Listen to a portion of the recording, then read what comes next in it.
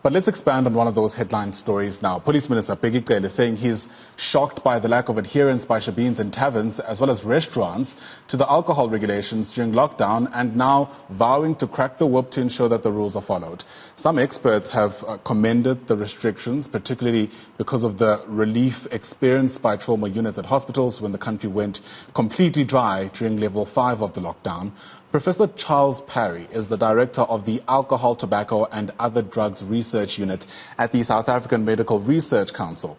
For more than 20 years, he's urged government to relook at those regulations around alcohol trade. He joins us now via our video link from Cape Town. Prof, thanks very much for your time. Welcome to the AM report. In some instances, you're being described as an alcohol epidemiologist. What does that mean? Thanks, Ayanda. Basically, one of the parts of my job is to study what's happening with alcohol, how many people are using it, how that's changing over time, and looking at the burden in terms of various harms, premature death, injury, violence, and so on. Cancers, I was on a call relating to alcohol cancers yesterday. So we're basically looking at, the burden of alcohol and the patterns of use, and we particularly have a situation with problematic alcohol use in this country. Absolutely. Drinking. Right, and that's where I was actually going to initially begin. We've got these long-standing issues around what some academics are describing as a functional alcoholism within South Africa. The question then becomes, given the heightened conversations during COVID-19, what are we doing to address that aspect of this discussion? The fact that perhaps we need to come to grips with the fact that alcoholics or alcoholism in South Africa is more widespread than we're willing to admit. Yeah, in 2 words, we're not doing enough. Basically, there is some talk now about, there will be plans to change the maximum blood alcohol level for drivers. And there's a little bit of talk about moving ahead with the stalled liquor amendment bill. But basically, and the Western Cape is talking about some revising its Liquor Act. So there is some discussions happening, but really it's not enough. We need to look at in so many areas to address this problem. Basically, we're the 6th highest nation in the world in terms of the amount of alcohol drunk per drinker per day. And that's on average 5 to 6 standard drinks. And that's a lot of alcohol. And that's really the situation we have.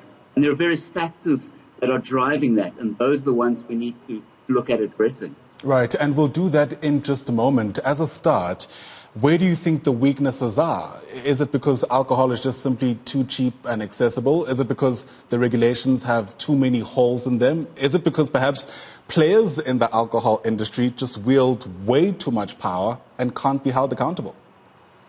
Exactly. I think the last point is probably the most important. The government has tried on various occasions to move forward on tougher regulations around marketing, around drink driving, around perhaps even raising the drinking age, but they haven't been entirely successful. And one of the huge reasons behind that is the pushback from the industry, which tends to support interventions like education, which is not particularly strong evidence-based strategy.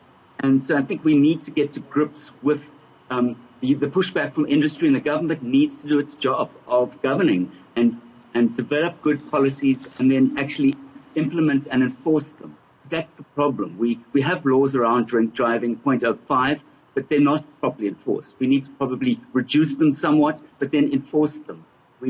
Alcohol is way too cheap in this country. I was hearing about something yesterday called Roy Doppies, which is very cheap white wine, and that's sold for under 3 rand a standard unit. And that's the problem. It's so cheap. It's so easy to get drunk in this country. We've got to look at pricing. We've got to look at rampant lifestyle marketing of the industry. We've got to look at container sizes. We've got a problem with selling alcohol very cheaply in large containers. We need to look at, do we need to have 6 quarts of beer and 1 liter beers, and even now from Heineken a 1.5 liter Magnum. Certainly our research has shown that heavy drinking is related to factors such as larger container sizes. It might be quite remiss, according to many people, not to mention the very strong social-political history that South Africa has with alcohol consumption. Things like the dope system that were used during the apartheid era. Speak to us about the systematic channels that were created to create dependencies on alcohol, and whether or not, we've been sober enough in our conversations to address that head on. Yeah, I mean, that is part of our history. We need to understand that. I mean, there are two things we can talk about. For example, one would be the DOP system, the legacy of the DOP system, where in certain farms, the wine farms, the labor was partly paid in alcohol for their services. That doesn't continue now, although certain workers get credit and they can buy alcohol on credit and pay the farmer back later. But that has created a legacy which is part of the problem. But perhaps even more important are things like the migrant labor system and the bringing people in to work on the mines, and then setting up sort of beer halls, which is a sort of form of entertainment. And that created dependency because people have lots of time in the evening. They're not with their families. They will go and socialize and drink, and that created part of the problem. And then there were practices of the government which set up the beer halls, which were used to fund the townships. And so there's been a large, and then there was sort of prohibition, which helped create sort of the shebeen industry, and that's created a very complex sort of alcohol environment, which is part of our history. But there are a number of strategies I think that we can implement to deal with this and get a better regulatory environment.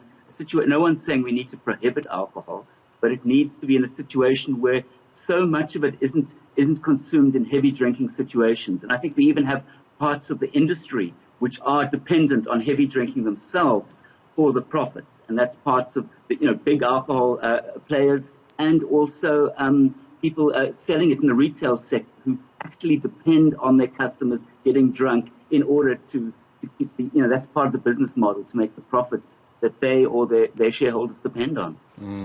It's very easy sometimes, Prof, in these conversations to almost take a moral high ground, and I guess that's why you had to emphasize that this is not necessarily a call to ban alcohol altogether, but perhaps an invitation to have a bit of a more nuanced conversation about how we're consuming alcohol.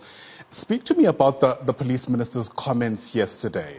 He appeared to be highlighting specifically taverns and shebeens.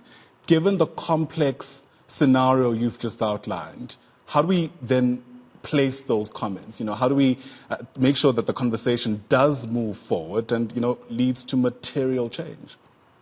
Yeah, it's not just those environments. Those are problematic. The taverns are selling on to illegal outlets, so that's a huge source of how the liquor supply chain happens. It goes through taverns, they sell out the back door, and it's resold again through shebeens. Shebeens are unregulated. Many of them operate sort of very irregular hours, and children are in the vicinity. That's part of the problem. And certainly crime data has shown a strong link between drinking, particularly in and around shebeens, associated with violence. But it's not just there. We also have areas in inner city areas, long streets, very late selling of alcohol, where there's lots of alcohol is consumed over many hours, and it's problematic. And so we need to address the ways in which alcohol is sold. Part of it, the government needs to do a better job of regulating it, closing down outlets which are operating without an outlets which are operating outside of the hours of sale, and they need to lose licenses if they found to be selling to an underage youth. The first offence, you close the outlet down for a week, for example, if it's found selling to someone under 18, and you really have strategies which will bite if people don't adhere to better environments, so that those who do want to consume responsibly or safely can do so without it being completely prohibited. And we need to look at marketing practices, selling alcohol, lifestyle selling it.